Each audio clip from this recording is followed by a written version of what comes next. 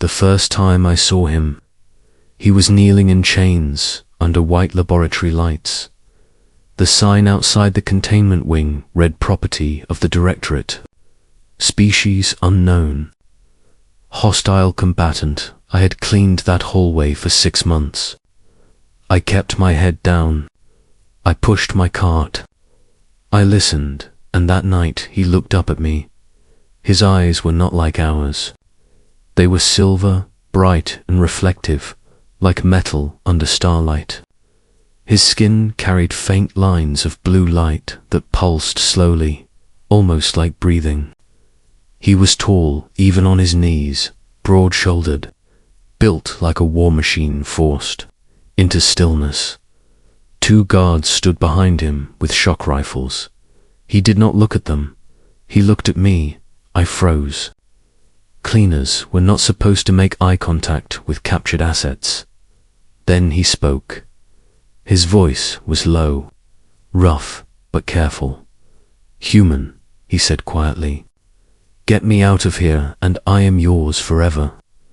One of the guards laughed. I swallowed and pushed my cart forward. I should have kept walking instead. I stopped. "Forever is a long time," I said softly.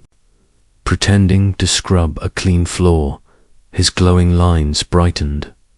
"For my kind," he said. "It is binding." The guards barked at him to stay silent. They did not understand his language. I did. The Directorate thought Earth languages were primitive. They never realized we learnt fast.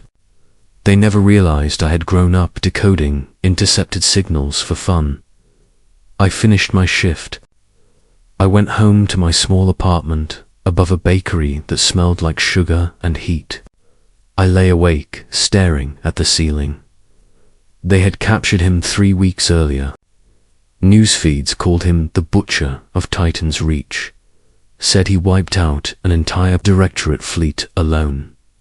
But when I looked at him, I did not see a butcher.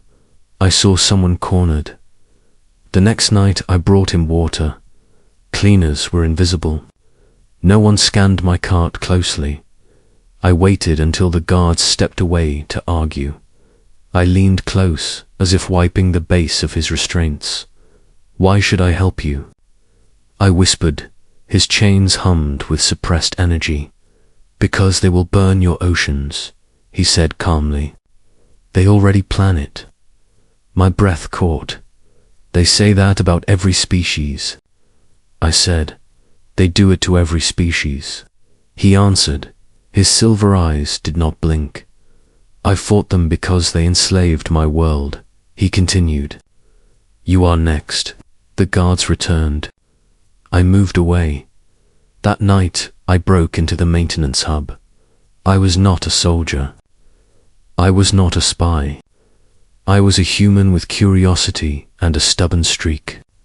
Humans are good at impossible things when someone tells us not to try. I accessed the Directorate network through a forgotten cleaning terminal. Their arrogance was endless.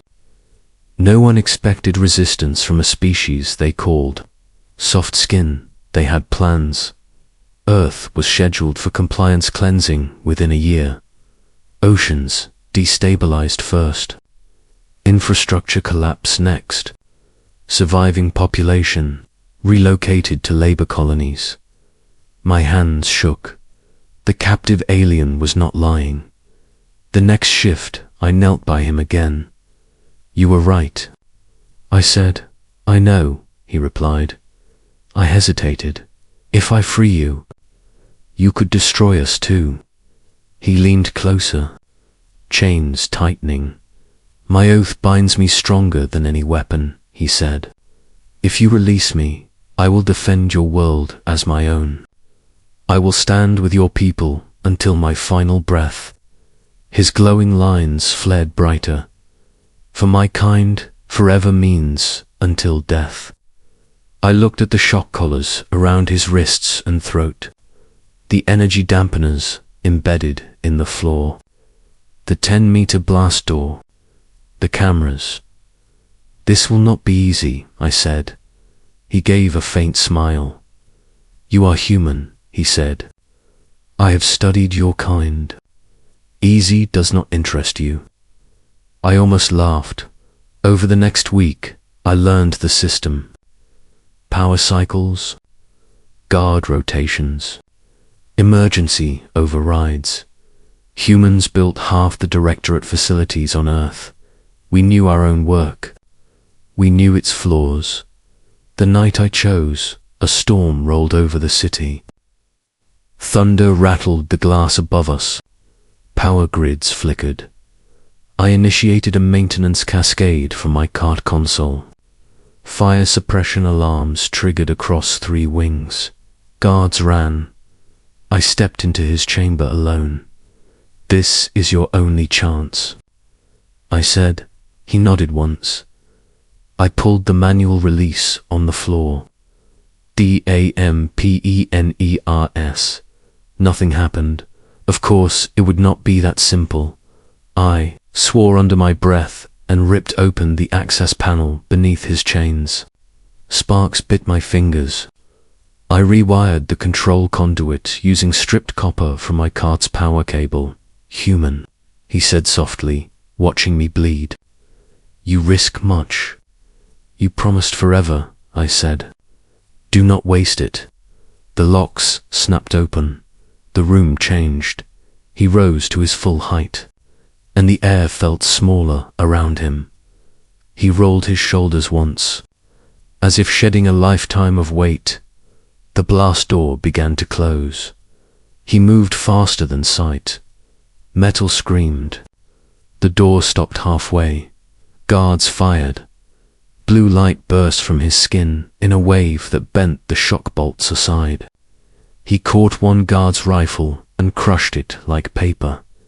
He did not kill them. He disabled them with brutal precision. "Follow," he said. I ran. Alarms howled. Red lights spun. More troops poured into the corridor. He stepped in front of me like a wall. Energy weapons struck him. His glowing lines flared brighter each time, absorbing impact. He advanced slowly, unstoppable, shielding me with his body.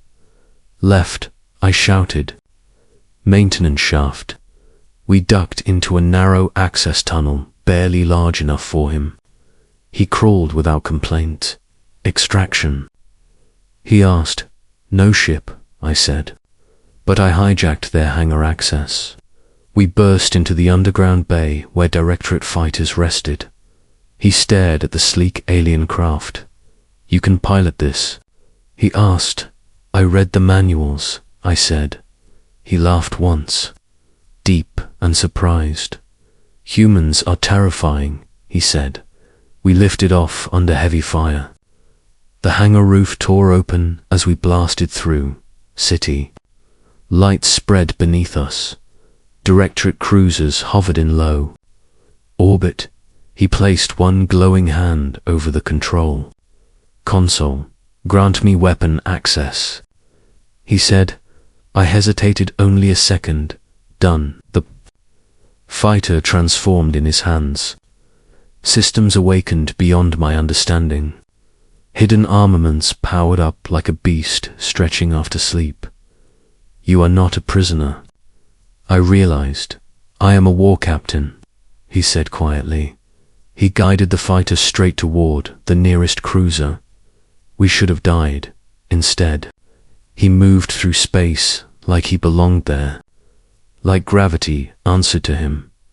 He carved a path through the fleet with controlled fury, disabling engines, severing command links. Not mass slaughter, surgical dismantling. Within an hour, the cruisers retreated. Earth's orbit was clear. Silence filled the cockpit. I looked at him, so I said, voice shaking. "Forever, right?" He turned to me. His silver eyes were softer now. "My oath stands," he said. "Your world is mine to guard.